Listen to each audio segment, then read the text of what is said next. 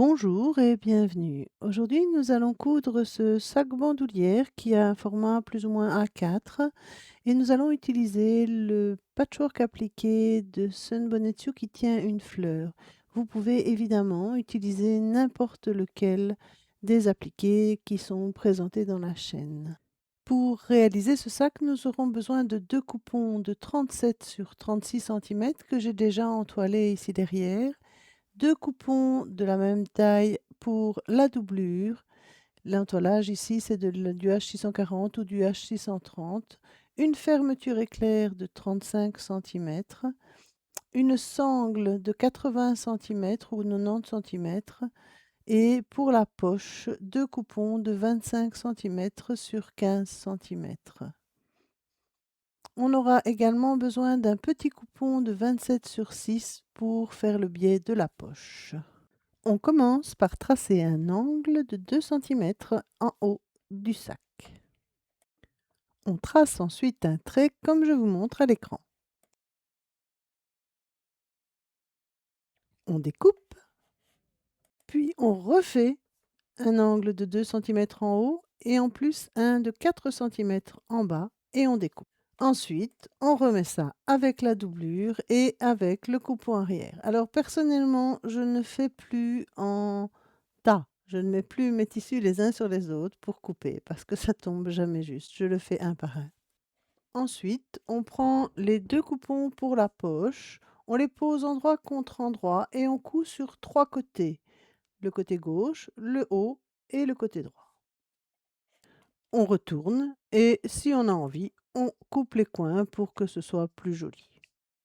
Ne le faites pas trop près de la couture parce que sinon ça fait un trou.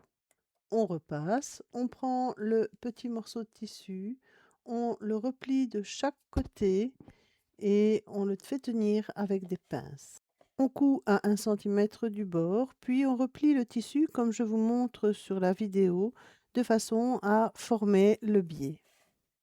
Pour que la couture ne se voit pas sur l'avant, on coud en fait dans la rainure qui s'est formée avec la première couture et on fait attention que le biais soit bien replié en chevauchant la couture sur l'arrière, comme je vous montre. On coud ensuite la poche à 10 cm du haut et à 5,5 cm de chaque côté. Comme je vous l'avais dit au début, on n'aura besoin finalement que d'un zip de 30 cm puisque au final, il fera 27 cm. On prend le zip, tout simple, on le retourne, on le met endroit contre endroit avec l'appliqué. On fait tenir avec des pinces et on coud le long de la fermeture avec son pied qui est prévu pour la fermeture éclair. Puis vous prenez votre tissu de doublure et vous le posez endroit contre endroit avec le tissu de l'appliqué. Vous mettez des pinces et il ne vous reste plus qu'à coudre là où vous voyez la couture que vous avez fait juste avant. Vous cousez sur cette couture-là.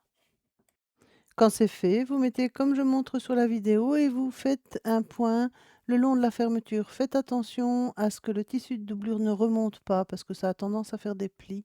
Moi, ce que je fais parfois, c'est que je mets des épingles en bas pour être sûr que c'est bien plat. Vous prenez ensuite votre tissu arrière et vous le posez endroit contre endroit avec le tissu avant du sac. Vous cousez au point droit.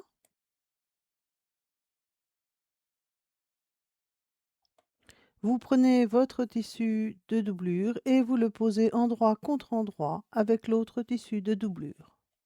Et vous cousez à nouveau sur la couture que vous avez fait juste avant. Vous faites une couture le long de la tirette. Vous positionnez comme sur la vidéo, puis vous cousez tout le tour, sauf là où on devra retourner, où j'ai mis une croix. Ne cousez surtout pas les angles, je l'ai fait suffisamment souvent pour vous dire de ne pas le faire. Ensuite, vous glissez la sangle côté extérieur pour faire la bandoulière. Pour faciliter les choses, je mets une épingle à nourrice d'un côté, comme ça je sens dans quel sens est la sangle et ça évite qu'elle se torde en fait. Vous fixez bien la sangle du côté où vous l'avez rentrée et ensuite vous la fixez de l'autre côté avec des pinces. Ensuite, vous prenez en sandwich la sangle avec le tissu principal, mais aussi avec la doublure, c'est-à-dire que vous allez aplatir tout ensemble et tout faire tenir ensemble, en tout cas en haut du sac. Vous cousez au point droit à 1 centimètre du bord la doublure, le tissu du sac et la bandoulière. N'hésitez pas à faire un point zigzag pour que ce soit plus solide. Et quand c'est fait, on s'attaque aux angles du bas. Donc on met les 2 morceaux de tissu comme je vous montre et on fait un point droit pour faire tenir les angles. On fait cela aux 4 angles. Une fois que c'est fait, on retourne le sac et on va fermer l'ouverture qu'on avait laissée pour pouvoir le retourner.